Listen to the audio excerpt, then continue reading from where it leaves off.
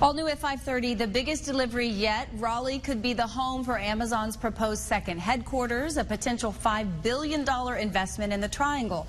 The sweepstakes for what is being called HQ2, involving politicians and businesses at all levels, but it could have a far-reaching impact on everyone in the community. Tonight, the I-Team giving us an exclusive look inside the tech giant to help us understand what it is our leaders are wishing for. I-Team reporter Jonah Kaplan just returning from Seattle. Jonah? Amber, Amazon is the third most valuable company in the world. Its current headquarters in Seattle takes up more space in that city than any other company in any other city in the United States. Exactly what would a second headquarters look like in the Triangle?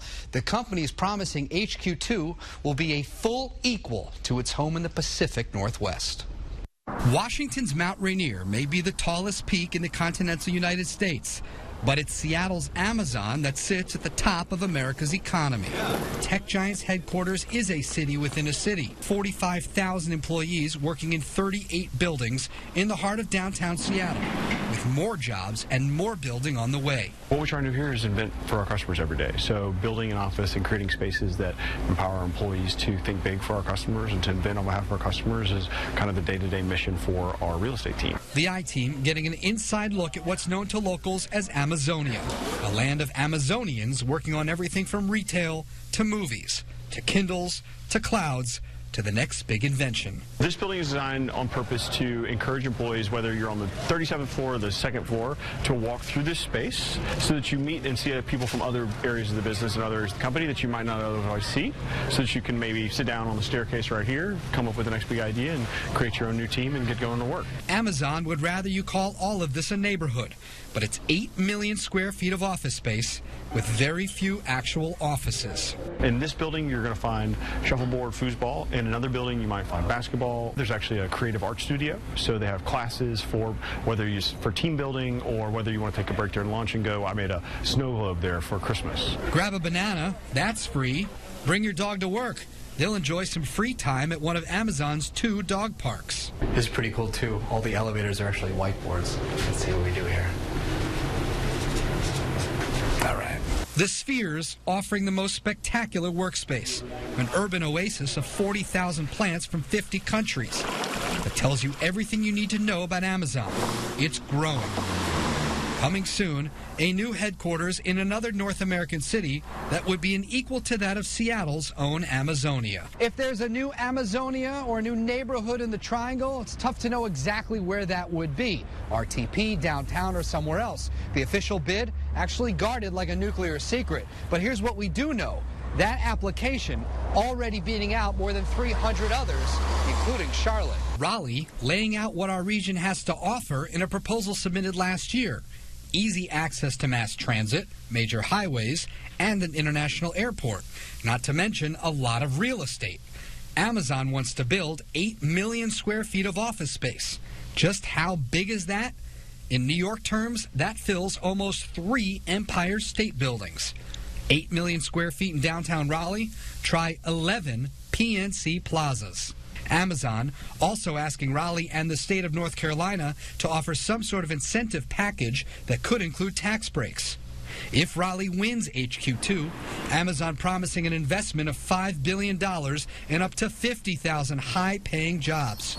In Seattle, business leaders credit Amazon for revitalizing its downtown and broadening the city's appeal. Well, there's still parts of this country that haven't recovered their jobs that they lost during the Great Recession. So we feel real fortunate to be in the position we are. I don't think you can take anything for granted in the 21st century in this new economy. The I-Team spending several days in Seattle, and the growth really indisputable, but so are the growing pains. So tomorrow night at 5:30, we'll show you what we learned about Seattle's overall Amazon experience, including housing, schools, and traffic. For the I-Team, Jonah Kaplan, ABC 11 Eyewitness News. The Amber and Joel, Amazon's request for proposal, or RFP, offering these basic requirements. Let's take a look here, because this is what every proposed site has to put forward. They want rail and bus routes, they want major highways, an international airport, and 8 million square feet of space. Just how big is that? That's 3 Empire State Buildings or 11 PNC plazas. That's what they have in Amazon. That's the size of the campus, for better or worse. Welcome to Amazonia, the land of Amazonians. 45,000 employees, most of them millennials, many of them moving here from out of town. All of them making good money they're eager to spend. They've brought sophisticated, educated, well-paid people who are looking for interesting and unusual products. Peter Schenk and his wife Erin Andrews, among the first new shop owners in Seattle's famous Pike Place Market in 40 years. Their small business, Indie Chocolate, founded in a closet-sized office in 2010. They credit Amazon for helping their enterprise grow tenfold. Amazon is exposing a lot of capabilities to companies that before would have been far below the threshold of sophistication, capital, time. Do you feel like you're on the map because Amazon is on the map in Seattle? Yeah, I think it might not have grown the way it's grown if there weren't a huge amount of interest and curiosity and money. And I think Amazon is probably, anybody would have to say they're a large part of that whole scene. According to Amazon, the company's large footprint in downtown Seattle, pumping at least $38 billion to the city's economy since 2010.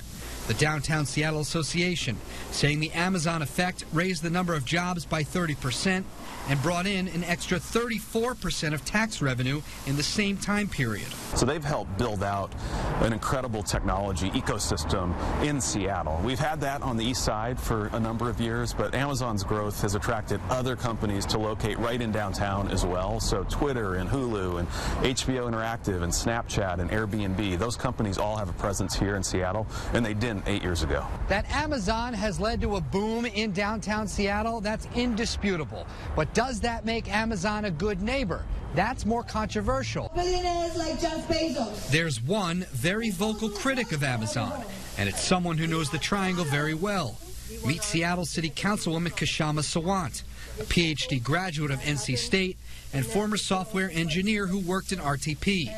In Seattle, Sawant's an outspoken socialist leading a contentious movement to tax Amazon, blaming the company and its high-paid employees for surging housing prices and homelessness. The median home price downtown, $830,000, and growing at a faster pace than any other city in the country. Now we have a Puget Sound region-wide housing affordability crisis. If I use that to think about what could happen in Raleigh, then what are you going to see? You're going to see rents go up not just in Raleigh, Durham, and Chapel Hill, but you will see those effects spill over to Cary, Holly Springs, Apex, all the neighboring regions there. Sawant already with one major victory for those struggling to make ends meet, helping Seattle become the first city to mandate a $15 minimum wage. Amazon, though, not shying away from Seattle's housing issues. Among the company's new properties under construction, a permanent space for the nonprofit called Mary's Place, with room for 200 homeless families, all expenses paid. Amazon managers telling us the company also encourages employees to be good neighbors. It's important that we stitch ourselves into the fabric of the community. So, we've built our cafeterias 30% small on purpose so that employees go out into the neighborhood and support local businesses and eat at local restaurants and create a live atmosphere in a city where people want to come live and work. It's worth mentioning that the Seattle area home to several other large corporations, including Microsoft and Boeing, but they're located in the suburbs. So tomorrow, the I-Team introduces you to parents and families who say they're feeling Amazon's reach in their suburban neighborhoods. And they, too, have some advice for us in the Triangle. It's a tremendous energy, I think, because of all the opportunity that's here. And people know that coming in. I can't actually afford to live in this city right now. The only reason I can really afford to live here is because I live with my parents now. And right now at 5:30, separation in Seattle. The I-Team showing us the divided reaction and different realities of life living near Amazon's headquarters and what that could mean if the tech giant builds its new headquarters here in the Triangle. Our area, of course, among 20 finalists vying for a new $5 billion campus that could bring 50,000 jobs. I-Team reporter Jonah Kaplan spent several days in the Seattle area digging into Amazon's impact there and what it could look like here. Jonah. Yeah, Amazon has injected life and a lot of money into downtown Seattle. That's irrefutable. But does that make Amazon a good neighbor? That's much more controversial. The sun's reflection on the Puget Sound is one thing, but the light beaming from the Amazon spheres is quite another spectacle. The neighborhood known as Amazonia, home to 45,000 employees working in 38 different buildings. The company's presence in downtown Seattle, injecting $38 billion into the local economy since 2010. The energy about a place feeling like you've got momentum is almost like the way that I would put it, right? It feels like Seattle's going up, like there's momentum here, like you're getting in, even if you're not at the ground floor, right? You're getting in on a place that's getting better, that's growing around you. Seattle resident Eric Olinsky, a millennial like most Amazonians, but hardly the techie. Olinsky, a chef, moving from the East Coast a few years ago after college.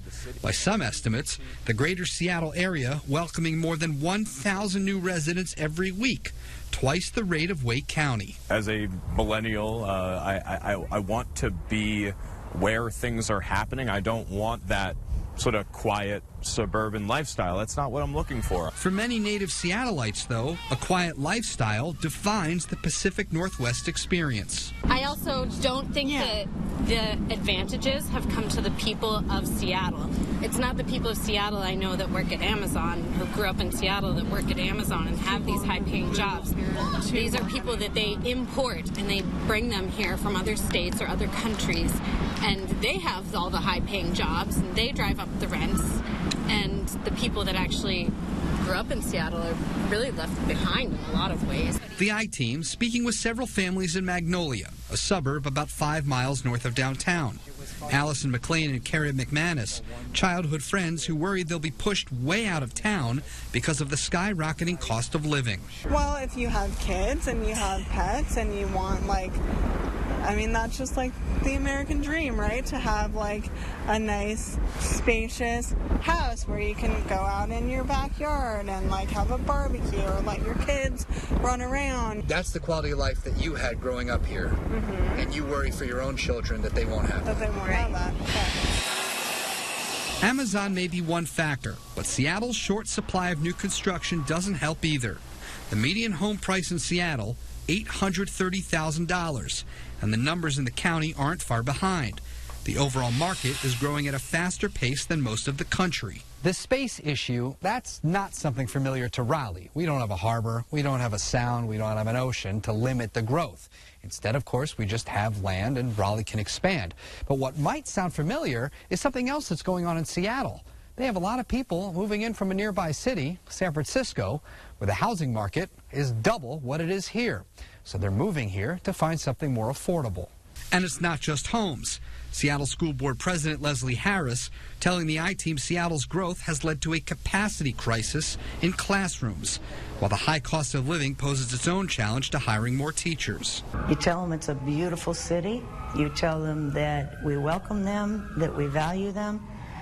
But you have to put money behind that. Harris offering this advice to Raleigh business leaders making the pitch to Amazon. When you make your deal with Amazon, make it with support. That means make sure your Amazon employees are mentoring your students. Make sure that they are partnering with you with grants or pilot programs of things that work. Make sure that your partner's in the process. Let's be clear, the triangle is already expanding. There are more jobs, there are more cars on the road, there's more traffic, there's more building, there's more students in the schools. Would Amazon be too much on top of what's already happening? Depends on whom you ask. Seattle resident Jeff Bezos founded Amazon.com to sell books. 2 decades later, Amazon is the 3rd most valuable company in the world, and Seattle is home to its sprawling campus and thousands of employees. Did Seattle see that coming? Maybe so, maybe not. When it comes to HQ2, finalists like Raleigh know exactly what they're signing up for. It's not all Amazon, it's not all the new jobs, it's the fact that our county has not supported growth in quite the way that they should. Seattle realtor Rachel Adler, born and raised in the Pacific Northwest, now calling her home a vastly different world because of surging home prices and insufferable traffic. The latest census data showing about 1,000 people moving to the Seattle area every week, twice the rate of Wake County's growth. The teachers, the firefighters, like the Subway sandwich artists, those people are pushed out into other counties. They're not buying here. So how do you change that? You know, if people in Raleigh are watching this, what is the message? What do they have to do? They have to start sooner, like start now and figure out where you're going to put all these people that may move. Fortunately for Raleigh, there's no geographic challenge to building like Seattle's Puget Sound. Since 2010, city and county planning boards in Wake County approving hundreds of new subdivisions totaling about 41,000 new homes. Many of those homes going up in Raleigh, but more are sprouting in more distant suburbs like Wake Forest and Apex. The costs for those homes are going up too, but they're not anywhere close to what's out west. There's a lot of vision. There were people with vision who created Research Triangle Park, who would have thought we could accommodate that. Mindy Oberhart, a veteran realtor in the Triangle, upbeat about the emergence of budding communities from Clayton to Chatham County. It's not the housing market she's too concerned about, with Amazon in the Triangle. I mean, my concerns are roads. We're already getting overcrowded. I'm from New York. I don't want it to turn into a gridlock the way it was when I grew up. Schools are a problem, overcrowding. So there really has to be, as there is trending, but more thoughtful planning. Wake County school administrators telling the I-Team that planning is well underway right now, even without Amazon. Administrators expect an extra 30,000 students enrolled in the next decade. There are dozens of new schools planned for construction, but school board members we spoke with say they may have to get creative if Amazon moves next door. Well, a smaller footprint, shared athletic facilities or no athletic facilities, a program that attracts students who may not care about athletics, for example. Maybe a tech-oriented program or a medical sciences program. The North Carolina Department of Transportation, meanwhile, soon breaking ground to complete the 540 Triangle Expressway, widen the Beltline, and upgrade several interchanges on I-40 and US 70. Officials saying commuters can expect several improvements, HQ2 in the Triangle or not. One of the big things that'll go to that is expand our bus service here in Wake County 4 times. So that's more buses, that's more frequent buses, that's better buses, more routes. Another part of that is bus rapid transit. And lastly, there's commuter rail as part of that also.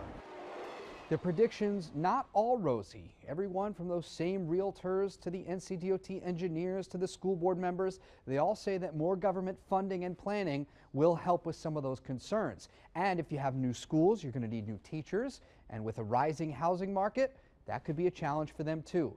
Amazon says it will make its HQ2 announcement by the end of the year. For the I-Team, Jonah Kaplan, ABC 11 Eyewitness News.